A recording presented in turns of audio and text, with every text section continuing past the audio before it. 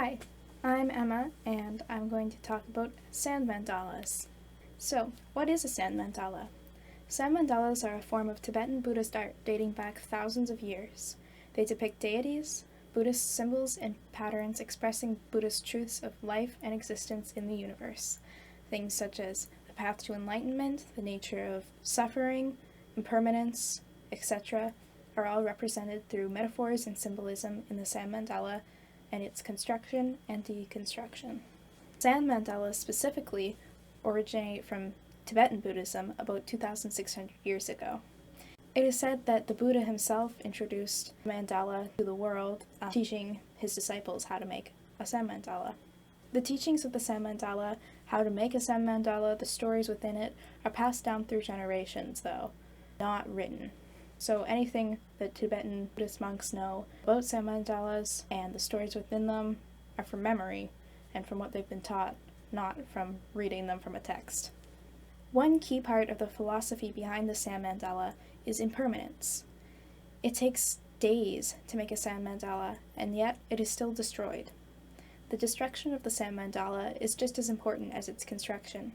Upon destruction, the sand returns to the earth, to the elements, just like we and all things do when we die.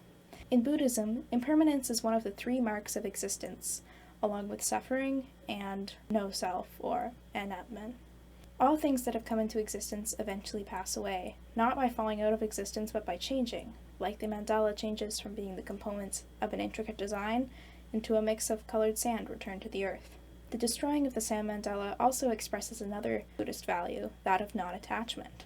In the Satipatthana Sutta from the Majjhima Nikaya, it is said that a monk practices mindfully contemplating elements of reality as they arise and as they pass away, and thinking that this is an element of reality, he is only concerned with it insofar as he needs to be for the sake of knowledge and recognition, so he abides free from attachment and does not cling to anything in this world. And you can see how this value applies to the construction and deconstruction of the sand mandala. So next I'm going to talk about the composition of the sand mandala. So originally powdered stones and gems were used like lapis and malachite, but in the present day crushed marble is made into sand and then is dyed various colors. Mandala is a Sanskrit term that means center and surroundings, though I have found multiple meanings for the term. Some say it just means circle, some say it means container of essence. In reference to the translation center and surroundings, at the center of the mandala, a deity is represented, and in the surroundings are surrounding deities or surrounding environment. And so this is where this translation of the name comes from. So one example of a sand mandala is shown here. This is a Wheel of Life mandala. In a Wheel of Life mandala, the center has a snake, a rooster or sometimes a pigeon instead, and a pig. These three animals are shown as chasing or connected to each other, and this shows the process of suffering.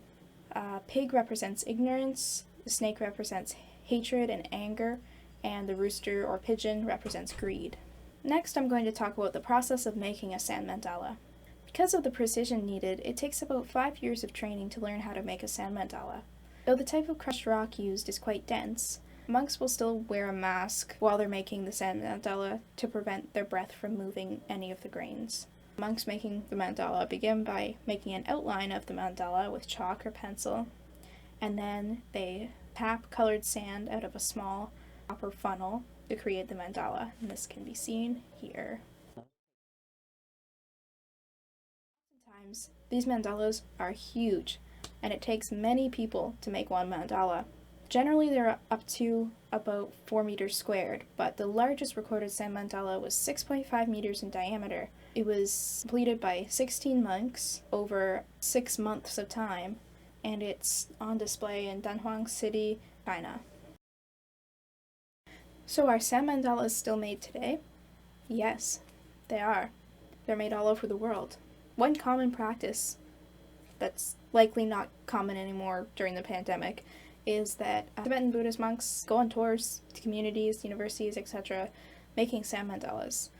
One interesting thing about these tours is that often the people who request the monks to come and make the sand mandala, they can request to have the sand mandala preserved, which isn't really in line with the traditional way of making a sand mandala. The deconstruction is, of course, a part of the entire practice of making a sand mandala, but that's something that's a little bit different about sand mandalas today, is that people can request to have them preserved.